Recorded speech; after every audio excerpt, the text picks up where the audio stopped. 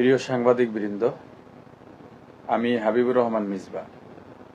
সম্প্রতি একটি অনলাইন সংবাদ প্রতিবেদনে আমার ব্যক্তিগত পারিবারিক বিষয়কে একতরফাভাবে উপস্থাপন করে আমাকে সামাজিকভাবে হেয় ও সম্মানহানি করার চেষ্টা করা হয়েছে।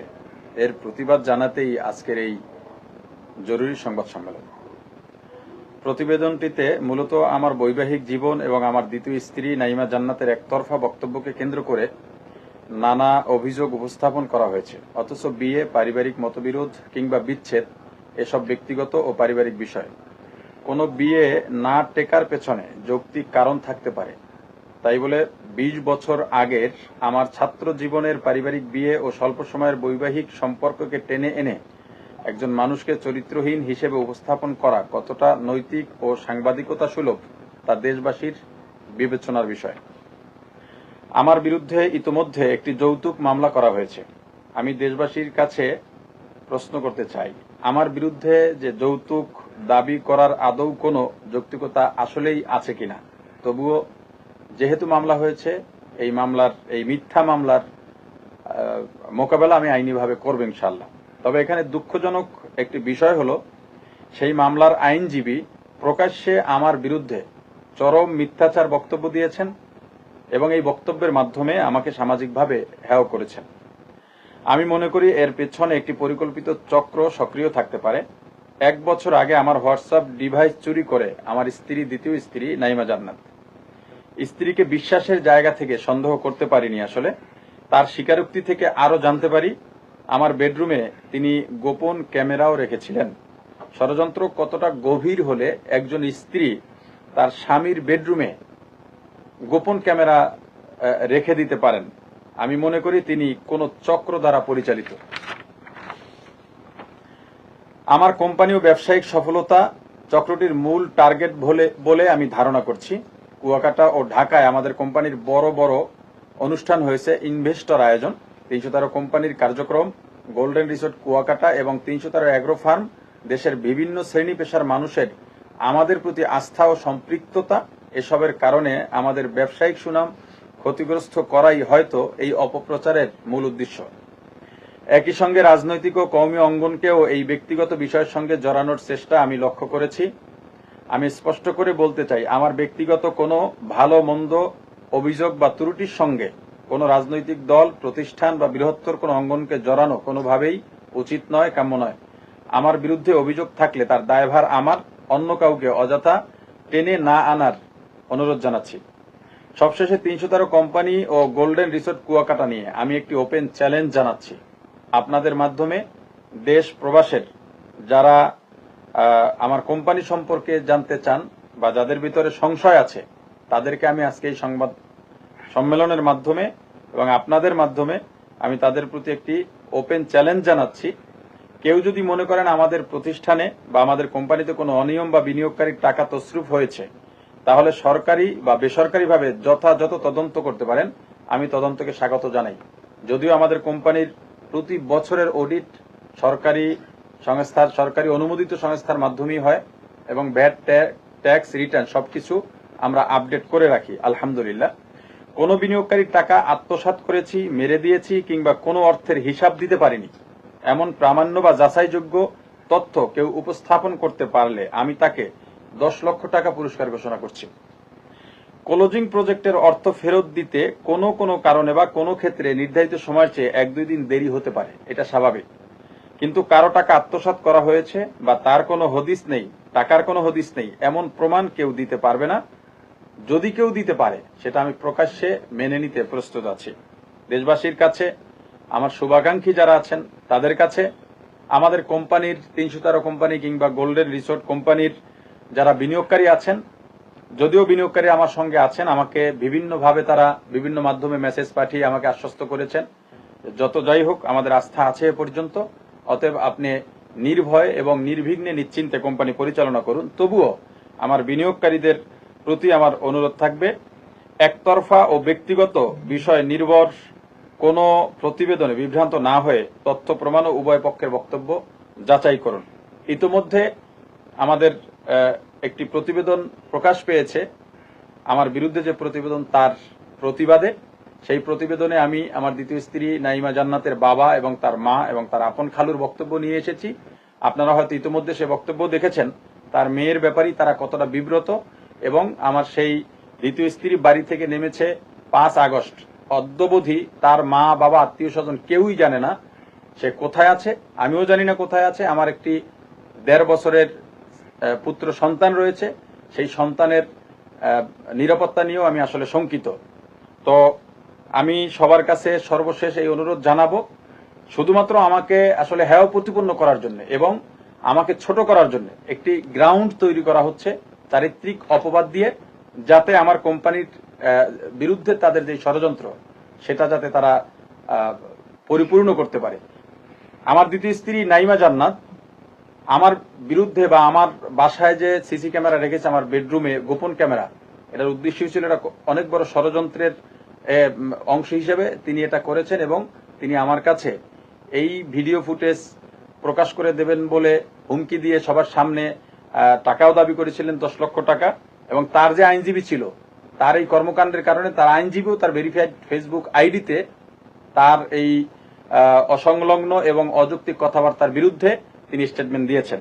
আমি সবার প্রতি কৃতজ্ঞতা জানাচ্ছি। আজকে যারা এখানে উপস্থিত হয়েছেন, ইলেকট্রনিক্স ও প্রিন্ট মিডিয়ার সাংবাদিক বৃন্দ, মিডিয়া কর্মী, এবং যারা আমাকে বিভিন্ন সময় উৎসাহ দিয়েছেন এবং আমার সঙ্গে যোগাযোগ রেখেছেন, সবার প্রতি কৃতজ্ঞতা জানিয়ে এখানেই শেষ করছি। আল্লাহ সবাইকে ভালো রাখুন, নিরাপদ রাখুন। আসসালামু আলাইকুম রহমতুল্লাহ। আমার একটা প্রশ্ন, তো বিষয়টা উঠে এসেছে তাই আমি প্রশ্নটা করছি। আপনার দ্বিতীয় বিয়েটা কিভাবে হয়েছিল সেটা যদি একটু আমাদেরকে প্রকাশ করবেন, এবং এটি কি পারিবারিকভাবে হয়েছিল?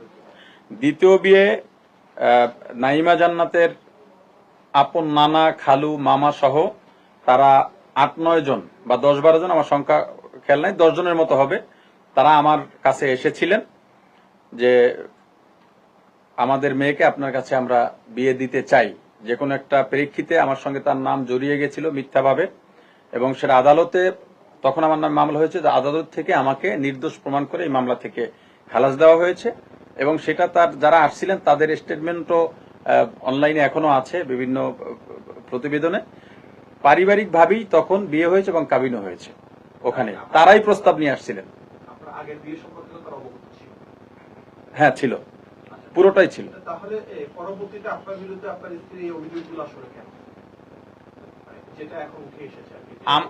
যেমন আপনি বলেছেন যে যৌতুকের মামলা, হ্যাঁ, তারপরে হচ্ছে যে মিথ্যাচার, ডিভোর্সের যে এই বিষয়গুলো যদি একটু ক্লিয়ার করতেন। এখানে অভিযোগ বলতে তো আমার অতীতের বিয়ের কথা আমি যেটা উল্লেখ করলাম, 20 বছর আগের বিয়ে। দেখুন, বিয়ে এটা শরিয়া কিংবা রাষ্ট্রীয় আইন দিক থেকে তো এটা অপরাধ নয়। এখন 20 বছর আগে আমি ছাত্র জমানায় বিয়ে করেছি, পারিবারিকভাবেই অল্প সময়ের মধ্যে সেটা সেপারেশন হয়েছে, পারিবারিক যে কোনো মানে বনিবনা না হওয়ার কারণে। এরপরে যাকে বিয়ে করেছি তিনি এখনো আমার সঙ্গে আছেন, সেখানে আমার 4 সন্তান আছে। তো আমার বিরুদ্ধে আমার বর্তমান দ্বিতীয় স্ত্রী নাইমা কেন পড়েছেন সেটা স্বাভাবিকভাবেই অনুমেয়। সে কোনো একটা চক্রের হাতে অবশ্যই পরিচিত না হয়। 1 বছর আগে যেখানে বাসায় আমার মোবাইল তিনি অনায়াসেই ব্যবহার করতে পারেন, তিনি লক জানেন, তারও ফিঙ্গার দেওয়া আমার মোবাইলে, তিনি কেন আমার হোয়াটসঅ্যাপকে আমার অগোচরে তার ডিভাইসে নিয়ে রাখবেন 1 বছর পর্যন্ত, এবং আমার বেডরুমে সিসি ক্যামেরা কেন দেবেন? না, আমি আগে বিশ্বাসের সর্বোচ্চ জায়গায় তো একজন পুরুষের কাছে তার স্ত্রী থাকে।